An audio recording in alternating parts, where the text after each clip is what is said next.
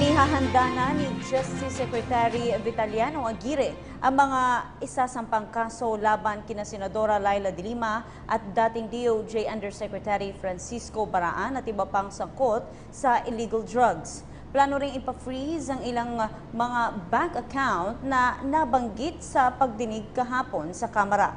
May report ang aming kasama ang si Waywaya Macalma via phone patch. Princess, matapos ang sunod-sunod na pagdinig sa Kongreso ay susunod na hakbang naman na ginagawa ngayon ng Department of Justice ay ang pagsasampa ng kaso laban kina Senator Laila De Lima, dating Undersecretary Francisco Baraan, Ronnie Dayan at iba pa. Ayon mismo kay DOJ Secretary Vitaliano Aguirre, ito na ang susunod nilang gagawin ay ang pagsasampa ng criminal case laban sa mga sangkot sa illegal drugs trade na nangyayari mismo sa loob ng New Bilibid Prison o MBP. Isa sa mga kasong balak isampa ay ang Republic Act 9165 o Comprehensive Dangerous Drugs Act. At sa ngayon ay kanila pang pinag-aaralan din kung pagsasamahin na lang nila ang mga kaso sa bawat individual. Pero kanilang tiniyak na malakas ang kanilang ebidensyang hawak para madiin nga sina De Lima, Baraan, Dayan at iba pang sangkot rito. Paglilinaw naman ni Secretary Aguirre na importante na ma-establish ang koreksyon ni Ronnie Dayan kay De Lima dahil ito'y kailangan sa korte at bilang dating kalihim ng Justice Department ay dapat alam niya ito at ang dahilan nito lalo't siya ay isang abogado pa.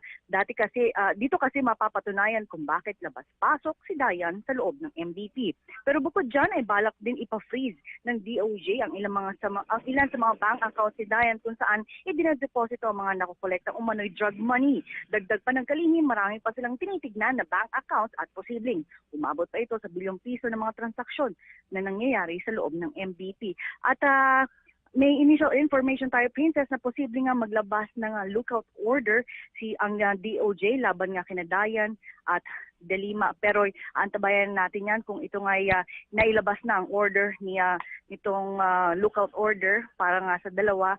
At ito'y ayon nga kay DOJ Secretary Vitaliano Aguirre. Nagharap sina Justice Secretary Vitaliano Aguirre II at ang idinidiin niya sa umano'y kalakalan ng droga sa Bilibid na si Senadora Laila De Lima. Nangyari yan kanina sa pagdinig sa budget ng Department of Justice. At yan ang tinutukan ni Sandra Aguinaldo. Sa budget hearing ng Department of Justice sa Senado kanina, nag-face off sina Senador Laila De Lima at Justice Secretary Vitaliano Aguirre II. I have psyched myself today and to forget momentarily about the pain that I'm experiencing right now, seeing my former institution being used as a weapon in the continued vilification against me. But as I said, I'm going to be very civil today, very professional. I would like also to assure the good senator, former Secretary of Justice, that will not be using the office of the DOJ to persecute anybody. We will just be applying the law. That is your opinion, Secretary? Tanong naman ni De Lima kay Public Attorney's Office Chief Presida Acosta bakit nag-aabogado para sa drug lord ng Bilibid. Ang PAO, gayong dapat abogado sila ng mahihirap. Yang mga witnesses na yan na represented by your PAO lawyers, nagkwa-qualify po ba sila dun sa indigency test? Preso po yung dalawa na yun kaya wala pong trabaho yun. But I thought these are the drug lords or these are the drug convicts. I think they are no longer operating, Your Honor. So they are already, that's why they are now qualified. They have no money now, Your Honor. Sa pagtatanong din ni De Lima, inamin ni Aguirre na hindi nakakapagpulong kahit isang beses ang DOJ Committee on Extrajudicial Killing dahil hindi pa kumpleto ang naitatalagang opisyal para rito. Matapos ang pagdinig, kinamayan ni De Lima ang ilang opisyal ng DOJ pero hindi si Aguirre. Sinabi naman ni Aguirre sa media na hawak nila ngayon ang isang dating security ni De Lima na taga-deposito at taga-withdraw umano nito ng pera sa bangko. Yun nga lang, hindi umano masabi ng witness ang lahat ng detalye tungkol sa umano'y account ni De Lima. Ayon kay Aguirre, kailangan pa nilang palakasin ang kaso laban kay De Lima bago isampa sa korte. Mga 300,000 lang. Pero kanino sa nakapangalan, kaninong bangko ay dineposit? Pag nagdi-deposit, naka-sobre. Pag ang withdraw, nakasobre. Binibigyan na lang ng bangko yung withdrawal na 300,000. Kung ikaw man ang nasa katayuan ni Senator De Lima, hindi mo naman ilalagay sa pangalan mo yun eh. Sabi ni Aguirre sa pagdinig sa Lunes, harap na ang high-profile inmate na si JB Sebastian na sinabi ni De Lima na minsan nang naging government asset. Sabi ng ilang testigong inmate, nakita nila noong ilang beses pumapasok sa kubol ni Sebastian si De Lima noong Justice Secretary pa ito. Pero ayon kay De Lima, na once or twice, yes, napapadaan po tayo dun sa sinasabing kubol ni Sebastian. Pero hindi po ako tumatagal doon at hindi po ako solo na nandun na ako lang. Kasama ko siya o ibang bilibid officials. may buwelta naman si De Lima sa inmate na si Engelberto Durano na nagsabing binigyan niya noon si De Lima ng 1.5 million pesos na nakasilid sa naka-gift wrap na kahon ng sapatos. Di raw kilala ni De Lima si Durano at tinanggi ang naturang insidente. Na yung Durano pa lang yan, I think is no longer in the active service pero pulis siya. Napaka-corrupt daw pong na pulis yan. Taga Danao daw po yan, Danao City. And relative daw po yan ng Pangulong Duterte. I'm having it verified. Sabi ni De Lima, hindi rin niya kilala si Jed De Vera na sa pagdinig sa kamera ay ipinakilala umano ni Sebastian na pamangkin niya.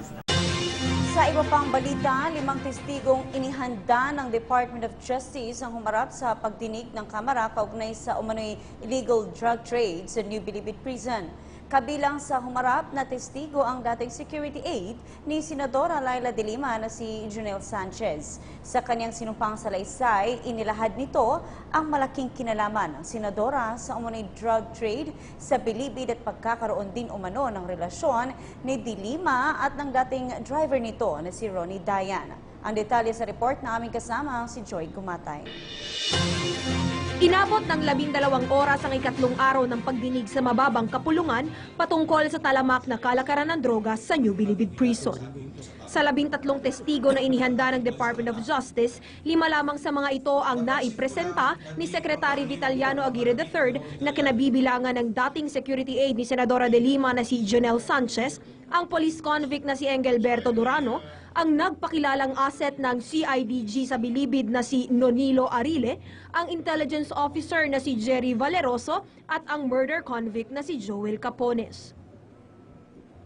Bagaman hindi lahat ay ginantimpalaan ng immunity, nanumpa ang mga ito na pawang katotohanan lamang ang kanilang mga binitawang pahayag sa pagdinig.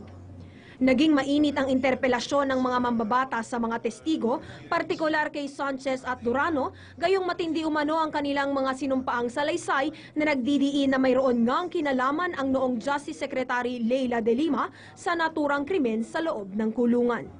Ang pahayag ni Sanchez ay umikot sa pagpapatunay na mayroon ngang relasyon si Senadora Leila De Lima at kanyang dating driver na si Ronnie Dayan. Inilarawan pa nga nito ang 2 sex videos ni De Lima at Dayan na kanyang napanood na nakarecord mismo sa cellphone ng dating driver. Si Engelberto Durano naman ang nagpatunay ng koneksyon ni Dayan sa pagpapasimula ng kalakaran ng droga sa Bilibid. Ayon kay Durano, siya mismo ang nagpakilala kay Dayan sa kanyang kaibigan na si Jeffrey Diaz alias Jaguar, isang big-time drug dealer sa Cebu. Dagdag pa niya na gagawa ng mga itong makapagbenta ng 4 hanggang 8 kilong shabu kada linggo na minsan ay umaabot pa ng hanggang 50 kilo kada buwan sa loob ng Bilibid. Dito ay kumikita sila ng milyong-milyong piso na sa huli ay ginamit nilang paraan upang makapag-ipon ng sapat na pondo para sa pangangampanya ng ngayong Senadora Leila De Lima.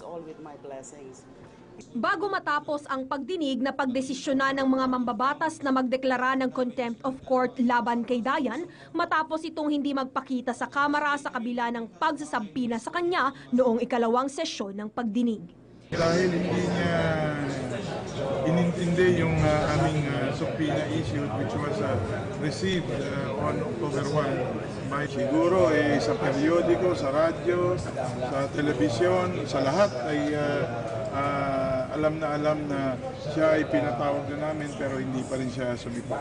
Bagaman ilang beses nabanggit ang pangalan ni De Lima at Dayan sa pagdinig, binigyang diin ng House Committee on Justice na ang layo ng kanilang komite ay maamyendahan ng ilang batas na umiiral sa bansa upang maiwasan ang kalakaran ng iligal na droga sa loob man o sa labas ng kulungan sa hinaharap.